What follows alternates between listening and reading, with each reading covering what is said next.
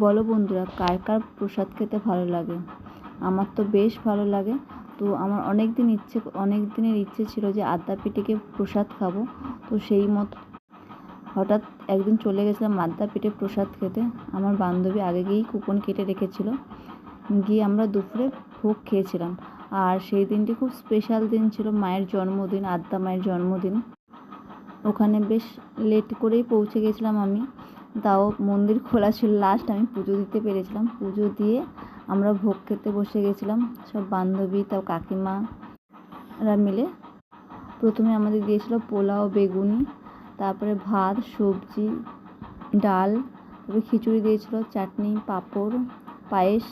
বেশ ভালো লেগেছে। আর সত্যি কথা বলতে যে কোনো ঠাকুরের প্রসাদ খেতে আমার বেশ ভালো লাগে।